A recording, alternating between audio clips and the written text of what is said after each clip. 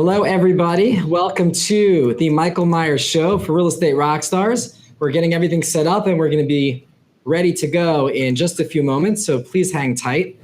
We have a super interesting show for you today, and I'm really excited about this show, and I'm going to tell you why. I'm really excited about it because you're going to actually learn a lot of things in the show today that you may not know and that can significantly enhance your business. You know, these days, everybody's talking about lead gen, right? You're probably hearing it everywhere. People are talking about Zillow. People are talking about Realtor. People are talking about, if you're outside of New York City, Boomtown, and all these different kinds of things to lead gen. That's the big topic of conversation. But you know what people are really not talking about so much? What happens when you get the lead? How do you turn a lead into a sale? What does that follow-up look like? What's involved with that? How do you market to that person? You know, the funny thing is people get leads all the time, and that doesn't necessarily mean that they do any business at all. So we're going to be talking today and focusing on how you turn leads into money. The title of our show is The 3 Keys to Follow-Up Fortune. How to get engaged with your clients and your prospects every single day. So without further ado, guys, I want you to keep this in mind. If you have questions during this show, and you should have a lot of questions because it's going to be great content, post your questions below because we're going to be here to answer your questions. Our guests are here to answer your questions. And keep in mind that it's live. So if you ask the questions now, we'll answer them now. And more importantly, if you watch this in the replay, thank you so much for watching. Keep watching through and make sure to put your comments below because we are going to be answering them after the show as well.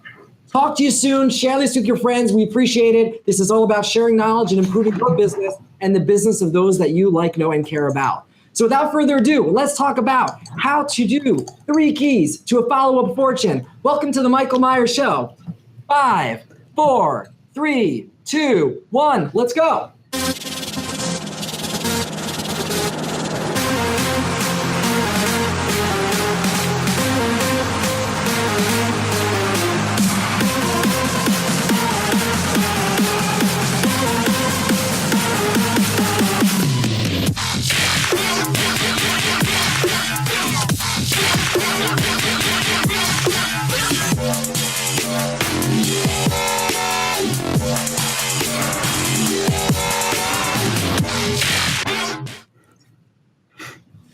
Hi, everybody. Welcome to the Michael Meier Show. In this show today, we're going to be talking about 3 keys to follow-up fortune. We're going to be talking about how to get engaged every single day. We're going to talk about how you take leads, follow up with them, and turn them into deals, closing, past clients, referral, money, green. We're going to talk about how you do that. So let me tell you a little bit about how we got to this show we have today. You know, over the last few shows, we've had some really incredibly well-known, high-profile people on the show. People like Tom Ferry were on the show. Chris Smith was on the show, right? Ryan Serhant. You know, we have celebrities on our show. All these really, really great big people have been on our show, and it's been a fabulous experience. And the one thing that I keep in mind when I bring people on my show is they need to meet the following qualification, basically. Are they going to be able to share information, valuable information, that is going to help you build your business? That is the criteria. Some people, everybody knows about, and some people, everybody should know about, but they just don't quite know them yet. So you may have heard about the company that my guest runs. And you may have heard about some of what they do, but you may not have had the amazing opportunity to meet him. We're going to be today talking to the president of ReminderMedia. And ReminderMedia is a company. They're the publisher of American Lifestyle magazine. And I'm going to, jump in here and introduce you to, to the president of the company, and he'll give you a little bit of a better understanding of exactly what they do. Super excited. Luke, are you there? Yes, I'm here, and I love that intro. I don't think I've ever been introduced by that before, but I love it because that is my goal. I actually told you, obviously, when I was trying to get on your show, that we've been a sales and marketing company for about 13 years and helping real estate agents. Particularly, we've had a lot of success in real estate because we have about 30,000 real estate agents that use us. But when it comes to like marketing ourselves on social and marketing ourselves out there through video, we've actually done a terrible job. And so I really made a commitment to myself about a year ago that said, you know what, we're going to try to take it to the next level, try to get out there on the podcast. I saw you at Inman Connect in New York City and said, okay, I got to get with this guy. I got to get on his show. We've been hounding you ever since to get on. So really excited to be here. As you said to the audience, I run ReminderMedia. We've been a sales and marketing company for about 13 years. And really what I say is that we specialize in helping our agents with what I think is the most critical thing in any business, which is how do you make sure today, if one of your clients, somebody in your community, for lack of a better word, needs your expertise as a real estate agent, how do you make sure they think of you? And that's really what our specialty has been. Our specialty has been really trying to design and develop the best follow-up tools, the best follow-up systems. And American Lifestyle Magazine's kind of been our flagship product, but now we're going into the digital space and everything. So I'm excited to be here, excited to talk to you about follow-up and hopefully get to know more people and get to know you a little more. Fantastic. Well, I'm just sharing this right now on Snap. So thank you for that. It was like a perfect timing for that Snap. They got the summary of what you do and how you do it. So, it's actually an interesting thing. I kind of find this quite often. I run a brokerage here in New York City, and I deal with a lot of different marketing firms. We're essentially a marketing firm as well, how we run our shop. But I deal with a lot of, big marketing companies. And a lot of times I find phenomenal marketers that give great advice, and they're great consultants, and they're kind of under the radar. It's like they're really good at teaching all this stuff, but they're so busy and focused on the client that they don't do it on themselves because that their goal isn't them, their goal is the client. So I completely know where you're coming from, and I completely get it, and I applaud your efforts to now raise above the noise anyways and get out there. So before we jump into this, I want to tell people a little bit about my experience with you so far, okay? My experience was that somebody from your office reached out and said, can you be on the show? And I was like, oh, yeah, I get all these people that want to be on the show. We're very booked, blah, blah, blah. And yeah, I'll get back to you kind of thing. And I kind of kicked the bucket a little bit. And then they followed up again and followed up again and followed up again. And then can I schedule a phone call for you to talk to Luke? And was just really, really awesome at what he did. As a matter of fact, so awesome, your approach to getting on the show was so good that, had you not been another company that I respect and no business with, I'd be trying to recruit your people. So that's a really good thing. So I love hearing that. Yeah. So what I'm excited about today. Sorry to keep cutting you off. I know there's a little delay. Oh, no worries at all.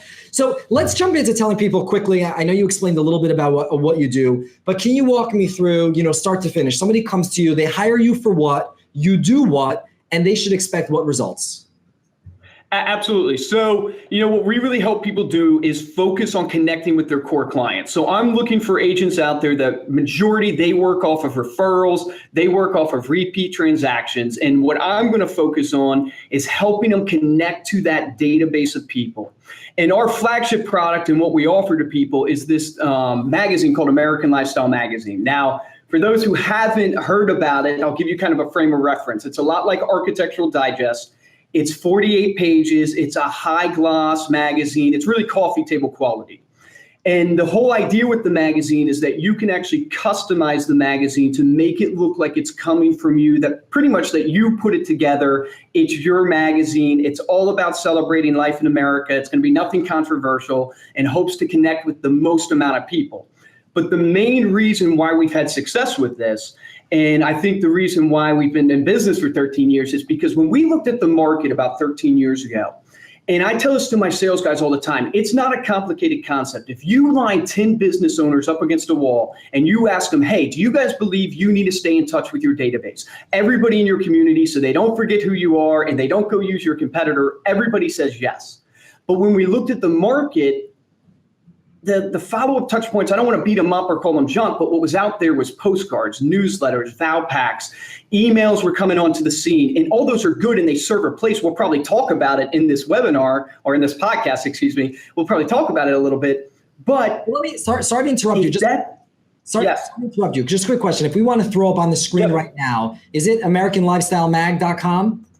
It's ReminderMedia.com. So ReminderMedia.com is where you can find out all about American Lifestyle. And so what we looked at with American Lifestyle Magazine is that postcards serve a purpose, but if they don't hit you at the exact right time, where you're in the buying mode for whatever on that postcard, what happens is you tend to just toss it in the recycle bin. The same goes with emails and the subject lines. If you don't get hit at the exact right time where it addresses that pain point. So what we set out to do is create something of value. I know Brian Buffini calls it the item of value, but we set out to create something of value that when people receive it, they don't throw it away. I hate to say it because I have blood, sweat, and tears in this thing, but if you, regardless of if you even read it, what we found over 13 years of doing this is when people pull out this high quality magazine, psychologically, they're going through their mail and they put it in their hands with their bills. They bring it in, they put it on the coffee table, the countertop, the bedside table. I think I joked with you yesterday that they put it in the restroom a lot of times. And then it's living from what we track in our statistics. It lives for about 4 to 6 weeks in the home.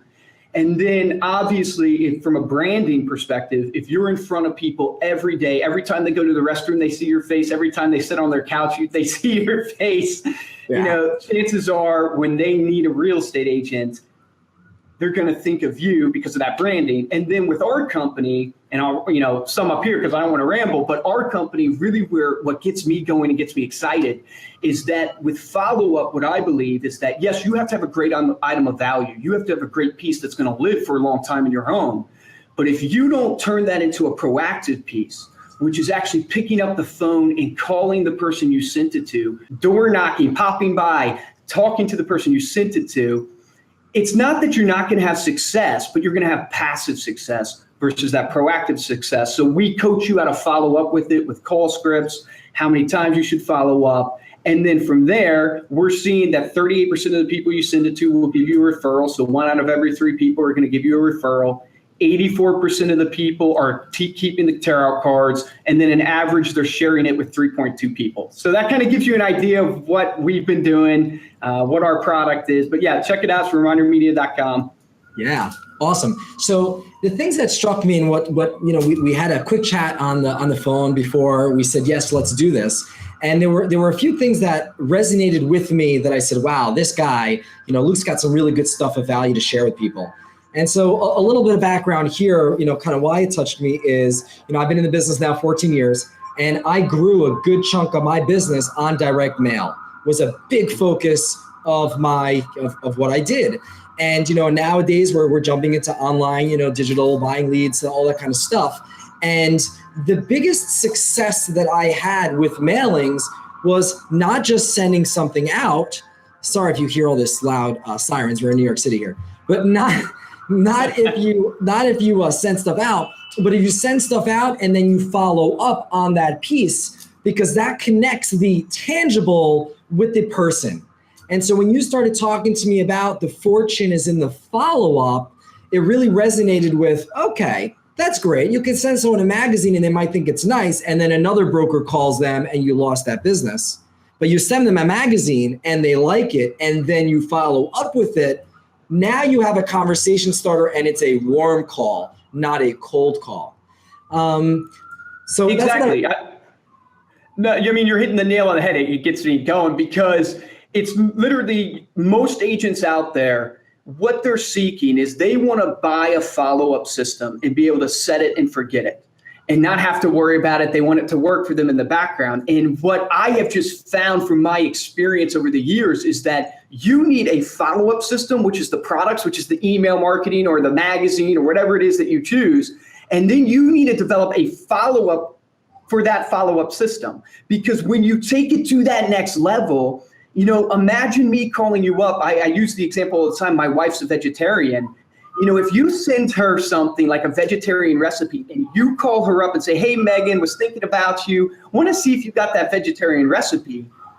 That's what makes all the difference in the follow-up versus just sending that recipe card. That's what turns it into an actual tangible results-driven, which you can ask for a referral. You can make sure the relationship is solid with Megan because you actually followed up to your follow-up piece. So I love what you're saying because that is my heart and soul. That's what I believe.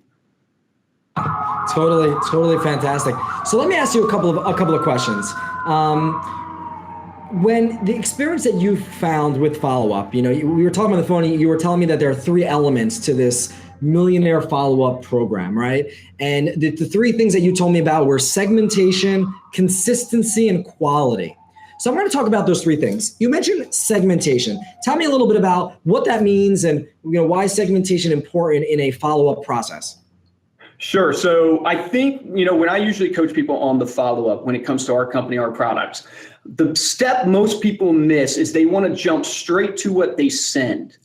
And your success of what you send is actually going to be dictated by the segmentation that you do and how well you segment your list. So what do I mean by that? If I break it down simplistically, you should have an A list, a B list, a C list. And so just as an example, your A list might be your active buyers. These are the people in the market now, pre-approved. You are showing them around. That is a segmentation for you to dictate what you now send to them, how consistently you send to them, and then what quality of piece you send to them. So without segmentation, you're actually not going to have a successful follow-up plan. Your B list might be your people that they're showing interest, but maybe they're not pre-approved, they're on the sideline. And then your C list, let's just call it your advocates, your referral base, it's your past clients.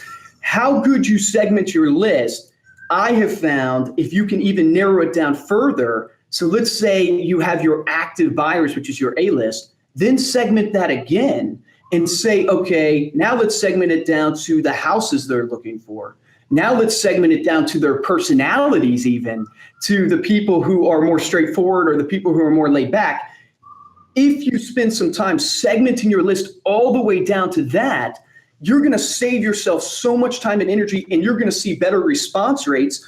Because if you send me something on golf, I'm not a huge fan of golf. I'm just telling you, I'm not a huge fan of golf. So if you send me something to golf, it's not going to resonate with me. If you send me from a simplistic standpoint, if you send me a home that's way over my price range, it's not going to resonate with me. And so the quality of your segmentation is going to dictate the quality of your response rate. That is, I guess, my first point that I would make to anybody who's building a follow-up campaign right now is before you think about the product you send, before you think about how often you send that product, you first have to segment and say, okay, who am I sending to? And for you, we talked about Manhattan being so different than I grew up in a place called Scottsville, Virginia. So that's, farmland, cows, one stoplight, in the town. And so that's going to be totally different. On cow tipping or something.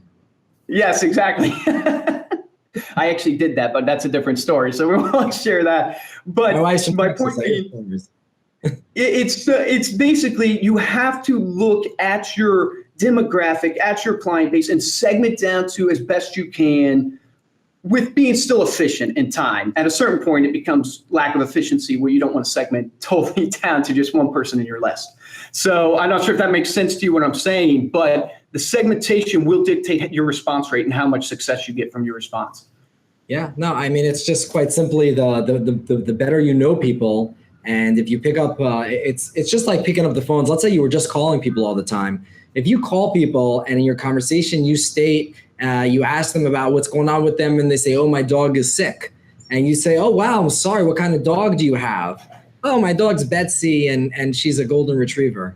Okay, great. And you type that in and now you know she has a dog, she has a golden retriever. In your next phone call, you're going to be saying, how's Betsy? Last time we spoke, you said Betsy wasn't feeling well, and you have that conversation. And with you, if you're working and sending out marketing material, from the way that your magazine is built, it would be catered around, dog-related topics. Correct. And I know a lot of times when we talk about concepts like this, what I've found is that a lot of agents might be watching this and going, well, duh, you have to, think about the people you're sending it to. But the reality is that most agents don't segment their database. That most, when you look at your database right now, have you actually segmented out? And it's an ever-evolving list. It should be like a living document almost that is constantly changing, where people are entering into the A list and they're moving to the B list and then they're going to the C list. And that then you have the system to then change what you send them, how often you send that to them. Gotcha. Sounds great. By the way, for anyone that's watching, if you're seeing a little distortion or anything like that, hopefully you're hearing us. I hear that we're having a little bit of a technical, it's probably a Facebook thing.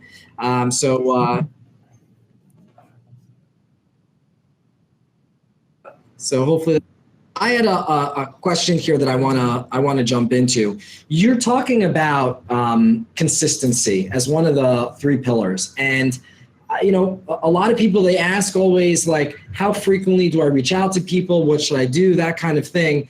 And with your magazine, for example, how often are you recommending people send out a magazine? Yeah, so great question. So we actually do it every 2 months. So it's a bi-monthly publication. Reason why is because the shelf life is 4 to 6 weeks. And so if you're doing it every 2 months, you pretty much are in front of them all year round. And it also, for us, there was 2 factors there. One factor was that, hey, look, we want to be in front of them all year round. And the second factor was, but we also want to be cost effective. And so we're doing every 2 months because we felt that that has given us the best return on investment for the money you spend in doing it versus doing it every month. When it comes to consistency, it really depends. It goes back to your segmentation. So it depends on the lead you're calling. If it's a really hot lead. I know InsideSales.com did this study with Harvard and I think MIT, where if you reach out within 5 minutes, you increase your chances of getting that person on the phone 400%. I have found this in my own business. I have about 70 people making cold calls on the phone right now. We shifted to where we're trying to call our leads within 5 minutes, and we're seeing a huge increase in contact rate. So your consistency of how often you call them for that lead also matters, because the average rep out there is calling 1.3 times. But yet that study that MIT and Harvard did that everybody knows about is that if you call us 6 times, a minimum of 6 times, you've increased your contact chance of up to 90%. So when you look at your consistency of how often you should follow up, you have 2 things to think about. One is the segmentation. Who are you calling? What is the lead you're calling? The second thing you need to think of is what is the medium by which you're actually reaching out to them. So are you reaching out to them through email? Are you reaching out to them through print? Are you reaching out to them through phone? So for phone, the studies show, the statistics show 6 times. I know in my own business for our social media leads, it takes us 9 calls to get a social media lead on the phone and closed. It takes us 9 calls. So even a business like ours, who has, we have 30,000 clients, we're a multi-million-dollar business, it still takes us 9 times. If we gave up after the first call, we'd lose that lead. And then going back to even getting you, I think, didn't we get you through Snapchat? Where we couldn't get a hold of you through email. We couldn't get a hold of you through email. We couldn't get a hold of you, I don't think, by phone. So we tried through Snapchat, and that's how we finally reached you. Yeah, but I think it was Boomtown that wrote an article, which I thought was great, which they talked about this whole idea of what should have consistency of follow-up and how should you follow up with email, text message, phone. And they gave the greatest answer, which is short answer is all of them. To, your follow-up and your consistency, you should be applying all those methods into your follow-up. But keep in mind the great differentiator or the great segmentation that will dictate how you should follow up. Because a baby boomer might not respond to text, although they're getting into texting a lot more, so I shouldn't say that. But a baby boomer might not respond to text like a millennial will. And so you should really use all methods, but then dictate what you're trying first with your segmentation. Yeah, fantastic. So guys, you guys that are watching and that are tuning in right now, something I want to share with you that I think is very valuable. And it's the reason why I wanted to do this show. So I personally, as a business owner in New York City with a growing firm that's focused on tech and marketing, is spending a lot of time researching and paying attention to how lead gen strategies work, right? And I've been doing direct mail for 10 years now, and I do a tremendous amount of business from it. And now we do a tremendous amount of business coming in through buying leads online and stuff like that. And the biggest thing to realize, no matter what kind of lead gen program you're doing, is that a very small percentage of those people are gonna be ready to do business today.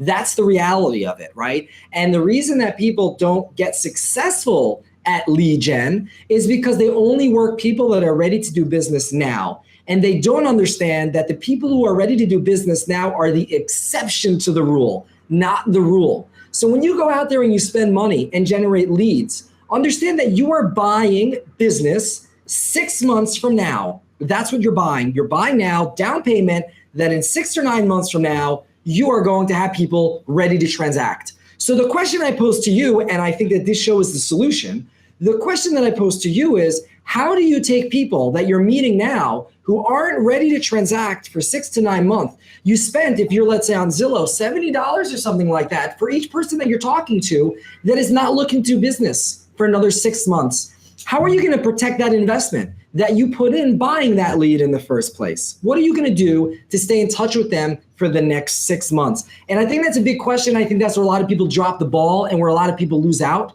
And, fortunately at Meier in our company, we help our agents with the follow-up, and we do a lot of marketing for our agents. So we help keep them front and center in front of their clients all the time. It's a big part of what we do.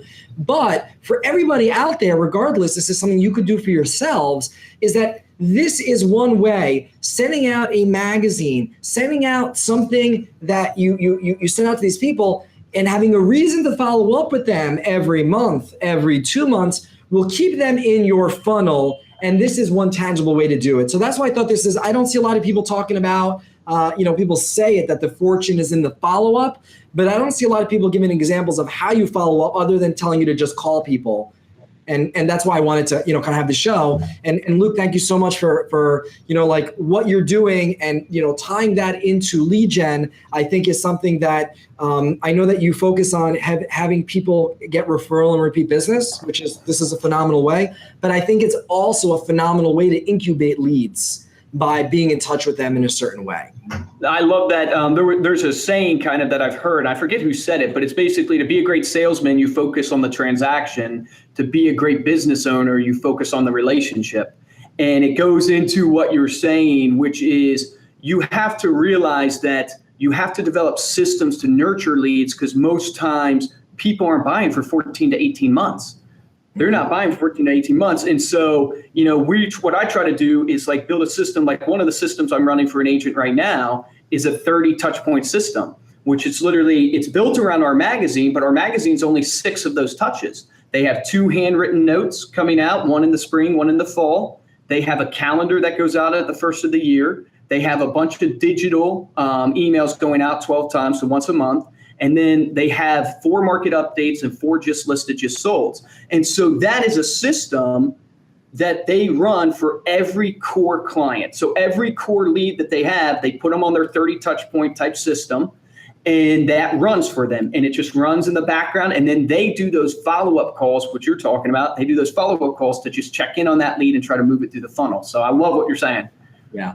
I do want to stress one more thing. I try to always keep it straight over here. I try to be very transparent, in everything that I do here in this business. And so I want to get a little transparent people over here. I want to tell you about a conversation I have whenever I hire a new agent to my company. And I spend a lot of my day meeting agents every day, and trying to see who's a good fit for the company here. And I explain to them, how our company works. And I think it's the reason I'm going to all of this is not a pitch of Meier, but to show you what I have found to work for me. And I only hire people who are going to do those things because I know they're valuable. This is what I tell my agents. I say, when you join Meier, okay, you make commitments and I make commitments, okay? Your commitment is the following. Your commitment is to take this cup over here, take a bucket, and put contacts in the bucket. Keep putting them in. Keep putting the contacts in. I don't care if you're cold calling them. I don't care if you're posting ads in their calling. I don't care if you're buying them on Zillow. I don't care how you get them. Your job, you put the contacts in the bucket. And then as a company, our job, and this is what you can provide to agents as a service, this is what you do provide